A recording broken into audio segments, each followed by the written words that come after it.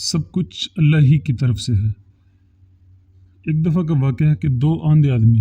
جعفر برمکی کی ماں کے راستے پر بیٹھتے تھے اور مادر جعفر صحاوت سے موصوف تھی اور بہت زیادہ صحاوت کرتی تھی،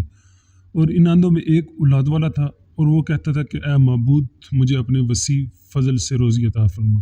اور دوسرا نبینہ مجرد تھا اور اس کے اہل و عیال نہ تھے، اور وہ کہتا تھا اے اللہ مجھے مادر جعفر کے فضل سے روزی دے۔ چنانچہ جعفر اس کے لیے جو اللہ تعالیٰ کے فضل کا طالب تھا 2 درہم بھیجنے لگی، اور جو اس کے فضل کا طالب تھا اس کے واسطے 2 روٹیاں اور ان کے درمیان میں ایک بنا ہوا مرغ، اور اس مرغ کے پیٹ میں 10 اشرافیاں بھیجنے لگی، لیکن اس نے اس نبینے کو ان اشرافیوں کی اطلاع نہ دی۔ بس یہ نبینہ روٹی اور مرغ کو ناپسند کرتا تھا اور دوسرے نبینے سے کہتا تھا کہ یہ دونوں روٹیاں اور مرغ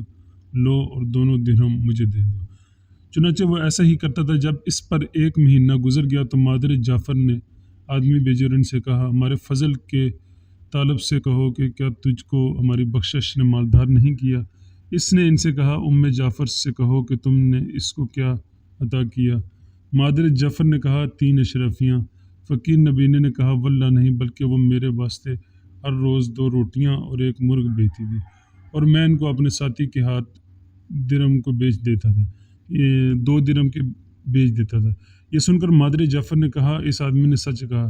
اس نے اللہ کا فضل طلب کیا، اللہ نے اس کو ایسی جگہ سے مالدار کر دیا کہ اس کا گمان بھی نہیں کیا جا سکتا، اور دوسرے نے میرا فضل طلب کیا، پس اللہ نے اس کو اس جگہ سے محروم کیا جس جگہ سے وہ مالداری چاہتا تھا، تاکہ لوگوں کو معلوم ہو جائے کہ مالداری اور محتاجی اللہ ہی کی طرف سے، اور جو اس نے مقدر کر دیا وہ ہو کر رہے گا، اور سب تعریفیں اللہ ہی کے واسطے ہیں۔